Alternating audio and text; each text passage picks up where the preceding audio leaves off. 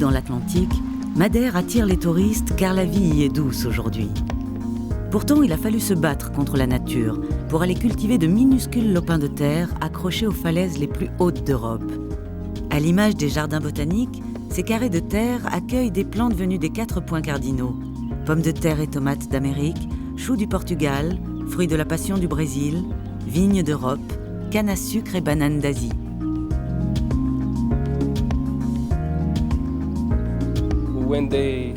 Quand les premiers habitants se sont implantés sur l'île, ils ont commencé par couper, par nettoyer tous les champs. Ils ont débuté avec la production de céréales, puis de canne à sucre, et au milieu du XVIe siècle, la banane. Mais c'était plutôt une curiosité botanique. Soudain, un gros marché est apparu et tout le monde en a planté. C'était au milieu des années 80. Ça a été le pic de production. On produisait 80 000 tonnes de bananes ou quelque chose comme ça.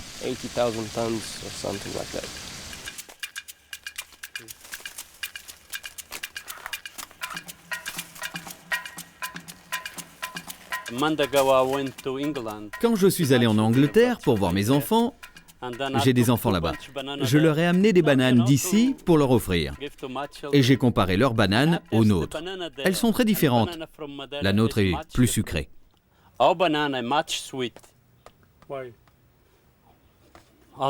Je sais pas. Je pense qu'il fait plus chaud ici. Ou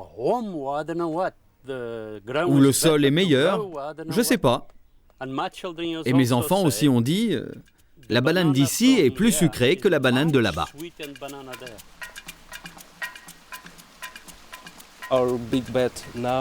Notre grand pari porte aujourd'hui sur l'agriculture écologique et biologique. Nous essayons donc d'avoir un produit sain et naturel, avec un bon environnement. Toutes les plantations à Madère ont un deuxième but très important, préserver le paysage. Le tourisme est le principal moteur financier de l'île, alors nous devons sauvegarder notre paysage. Et la banane en fait partie.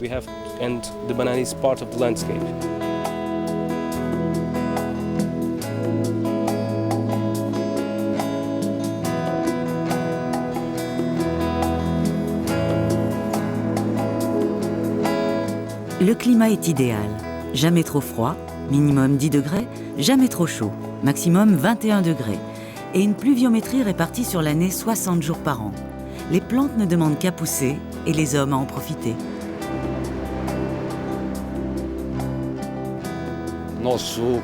Notre climat, surtout pour ce qui est de la température, permet une grande diversité de cultures. Nos propriétés sont très petites. Notre marché est très petit. Alors pour rentabiliser leurs exploitations, les personnes d'ici doivent parier sur la diversité. Toute notre production horticole est destinée au marché interne.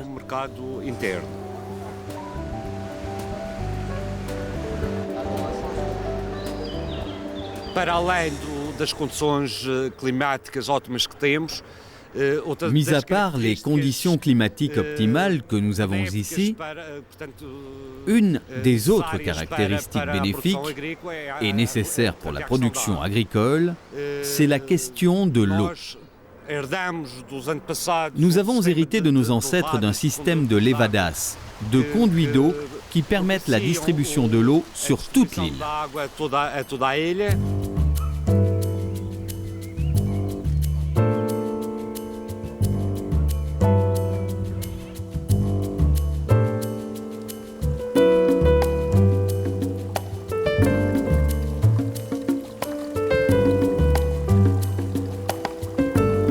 L'île de Madère compte plus de 2500 km de levada.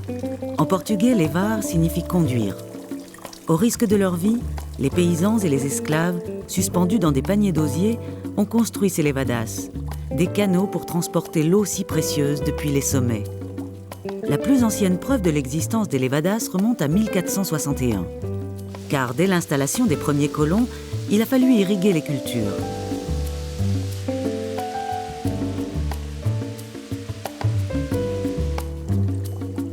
Toujours parfaitement entretenu, bordé d'un chemin, c'est le meilleur moyen de pénétrer le cœur de l'île. Mais attention, si vous êtes sujet au vertige, certains passages sont impressionnants.